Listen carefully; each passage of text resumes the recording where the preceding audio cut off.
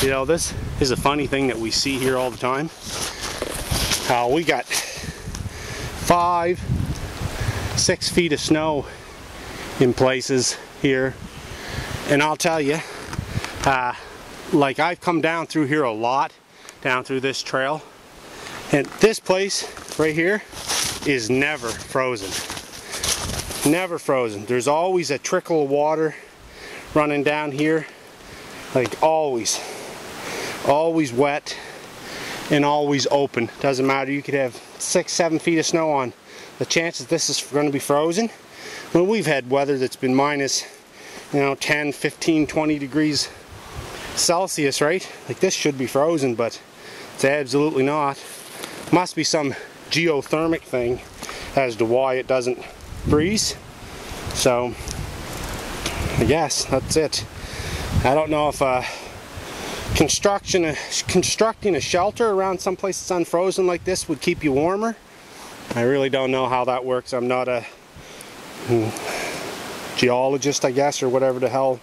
And I don't know nothing about geothermal stuff, so maybe some of you folks on there would know and have an answer to that. I don't know. Anyway, there it is. It's a pretty cool tunnel.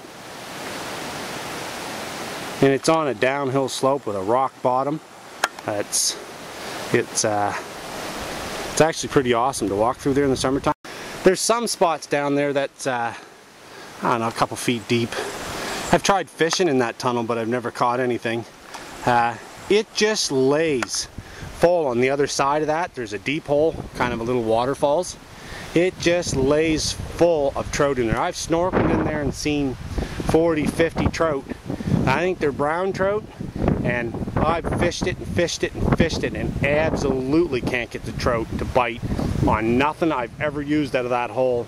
You cannot get them to bite. You can get them to bite out of the river, but not out of that brook. And I've fished this brook probably at least 20 or 30 times, and I don't like to toot my own horn, but you know, I'm a pretty good fisherman, and I don't know why the fish won't bite in that brook, but they don't want to bite at all, man. It's definitely beautiful country in here. Definitely beautiful country. I love being out in the woods. Love it. Tell you, had it my way, I'd move to the woods. I'd never come out. I'd have to procure some supplies every once in a while, maybe. But that's my word of the day. Procure. Anyway. Yeah, birch bark. I hear this stuff's great for starting fires. Grab some. Oh yeah. Yep.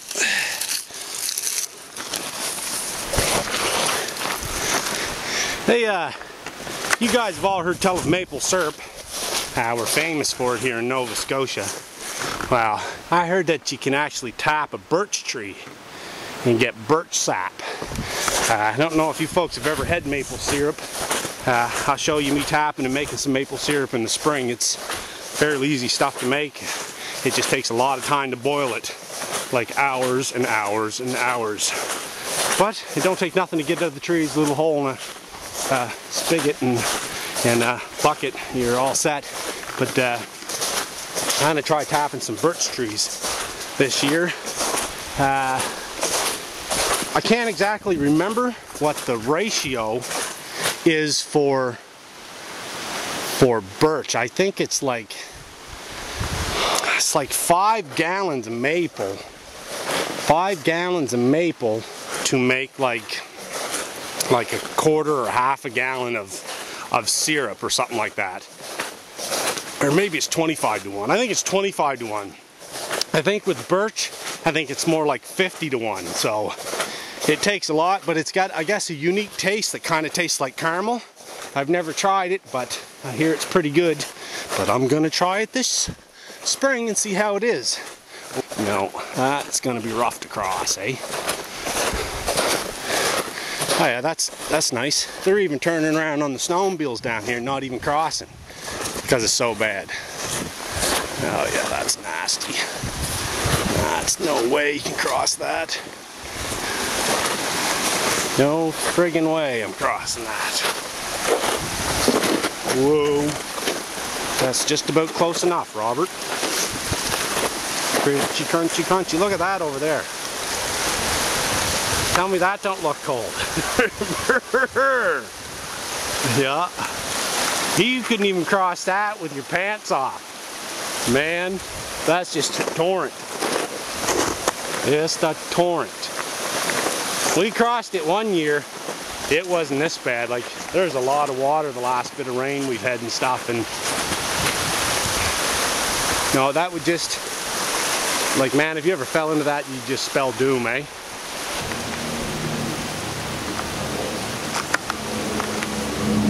Hey Tom, check it out, man. You weren't by here, were you? Crazy what I found hanging in a tree. We're like 30 kilometers outside of town, and like we're like 5 kilometers from the nearest house.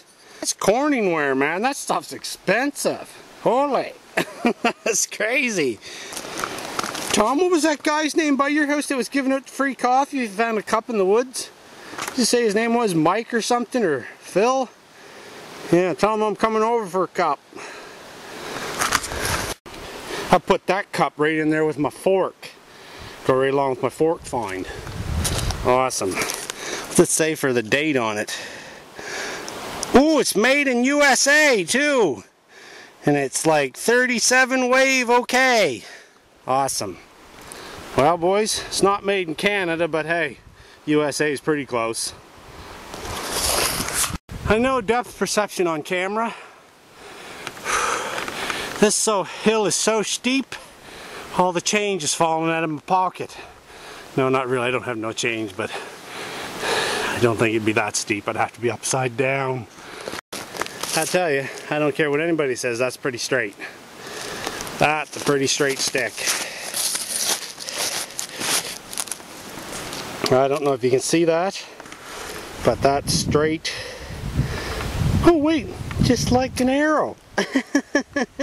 Anyway, it'll work fine. Don't know if you folks can see this. Well, we got this type of tree growing around here. They say these make good fish hooks. We'll see how it works out. They're pretty sharp.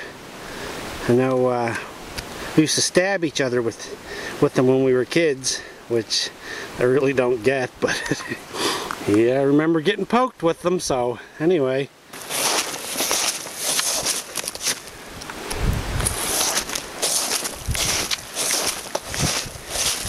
Whatever made these tracks don't look like they'd be good eating. Nope. I'd say some sort of Neanderthal. Homo erectus maybe. Jeez, he looked like he was eating some trees. Had a bit of a snack and then carried on. Look, he's got the tops and limbs chewed right off. Hey, what's that in that water? Oh, it looks like a cook pot to me. If I could get it out, I wonder if it's got any holes in it. We can't get it.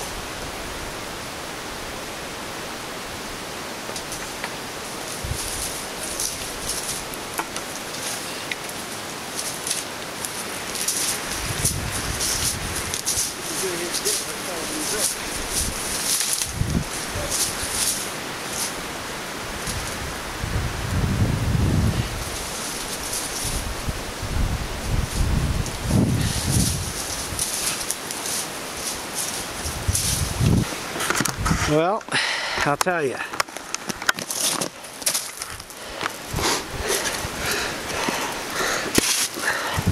There's no holes in it. So, really, if you're in a pinch and you had to, you could probably straighten it out enough. And there you are, you have a means to boil water. Tell you, that was just laying in an old brook. Heck knows where that flowed. At an old camp somewhere some point when the water was high. So, looks like it's pretty beat up, but anyway, look, that and my cup. Look, I tell you, geez, you could cook a stew in that thing. Wash her out a bit. Yummy! On to the mountain snow soup. Look, fellas, I don't know about you guys, but I'm absolutely going to be the envy of all my friends. Yeah, my new fancy pot. Look, it's even got a pouring spout right there, eh? Great for making soups and stews and all kinds of stuff boiled and yummy in my belly. Anyway, the trek's almost over. This was a good find, I guess. I got a pot and a cup. I got a stab from my bow. I got some arrows. Lord, man, tomorrow's looking like there might be some rabbit stew in the makes. Yep. Now if I could just find a spoon. Oh, there's the old truck. They're just about out. To get to the truck, we'll do a little bit of shooting and we'll do a recap on what happened today. Be back to you in a couple of minutes. You guys all know who I am. It's Robert here. Hey, we went out on a hike and a scout. Check and see out where we were going to go this weekend and see if it was easy access into the location. I hiked in there a couple kilometers, a short way in. Went down around the railroad tracks. The going was pretty good. Looked like there'd been snowmobiles in there. But even the places that I went down by the tracks that weren't even, nobody had been all year. I traveled that stuff no problem. Wasn't even an issue for the snowshoes. I wasn't sinking that far. So even if we got to walk around the long ways, which we're going to have to because the brook was so open, you guys seen the footage there. A little recap on my travels, right? We go into the woods. I mean, even if you got nothing, you guys seen, and you'll see from the video footage, of course, that in my travels, I picked up enough to make a bow in about 2 hours. I picked up 2 decent shafts for the arrows here. I found a cup. I found a pot. I probably could have scavenged around enough and found a piece of metal, to make a knife. You see that a lot on snowmobile trails and stuff. If you're walking down, we got a lot of groomed trails here. You'll find old broken skis and springs and parts off of trucks. And I mean, like if you take that stuff like a ski off a snowmobile, broken ski or a broken spring, you take that like one of them skis, you could sharpen it on a rock, right? I mean, if you've got some basic equipment with you, you got separated from your gear and you got, your basic fire steel on your person. You got a means to make fire. You might not have a pot or a water bottle. I mean, that stuff should be on your person too. But I mean, I got enough stuff here. I can make a bow. That pot that we found, which was awesome, right in a brook. I mean, how hard would it be to procure some game or almost anything throw in there? I got a pot. I can boil up some water now. I can make some. You've seen them pine needles that I picked up. I could make a soup. I mean, there's all kinds of stuff. Even them things, I wished I had known what they were. I don't have them in my jacket pocket. Take a look at them. I'm going to check my book when I go home and see if them things are edible. I also found some, which I never showed you, I never even thought to. I found some rose hip berries off of the rose bushes, wild ones. Them red berries I think are supposed to be good to eat. Again, I'm going to check my my book at home. I mean, that stuff's all sustenance. I mean, I've seen a squirrel, I've seen lots of tracks of fairly rabbits and stuff, so I mean, if you're out there, I don't think it'd be too hard to procure. There's my word of the day, procure. It wouldn't be hard to procure some game. So anyway, just a little video. I hope you guys enjoyed it. I appreciate you watching. If you were sitting at a campfire tonight, you could probably fashion this pretty quickly into a bow. Something with 40 pounds of draw that would would kill pretty much anything you were shooting at within 10 yards. Again, them little thorn bushes that I found, They make good tips for your arrows.